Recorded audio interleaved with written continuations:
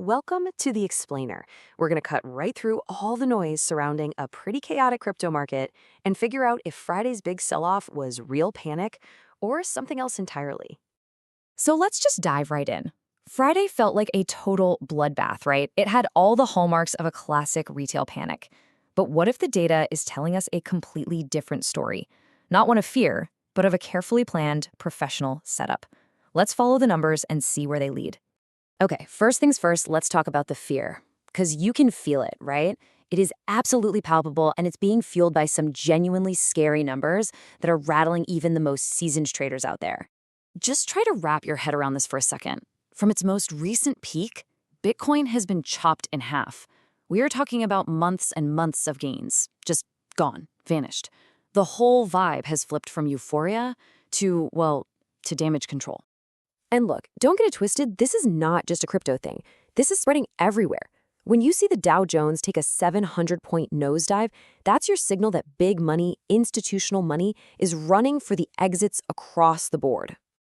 And you know what? We can actually put a number on this feeling. The Fear and Greed Index. It isn't just flashing fear. It has plunged deep into extreme fear. That is the market's collective gut screaming that more pain is on the way. But this is where things get really interesting. This is where we start to peel back the layers. The price action looks awful, I get it. But the market's internal plumbing, its structure, is telling a completely different story. This is not 2022 all over again.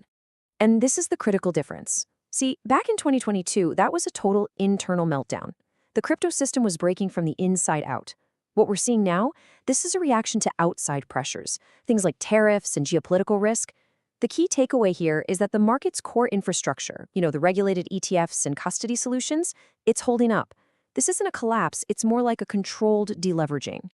And here's the data to back that up. Realized volatility, which is really just a fancy way of saying how wild the price swings are, is sitting at 38.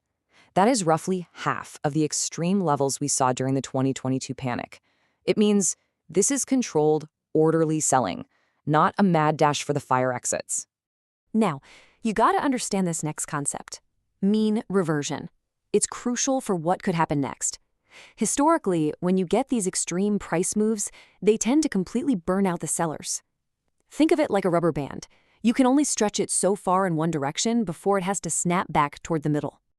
So if the broader market is a stretched out rubber band, let's zoom in on one specific asset that looks less like a rubber band and more like a tightly coiled spring just waiting to pop.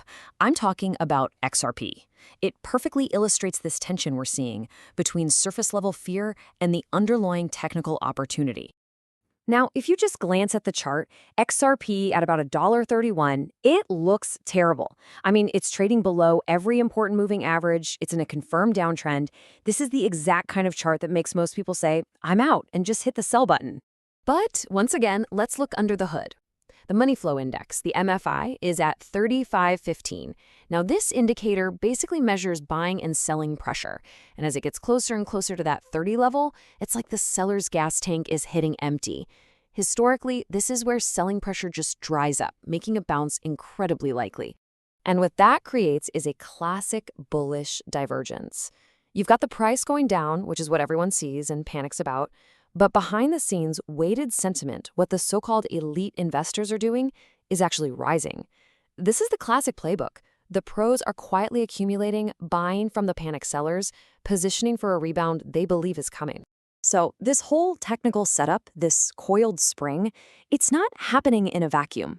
It's building pressure ahead of a very specific event, an event that could be the single most important catalyst for the entire crypto space this month.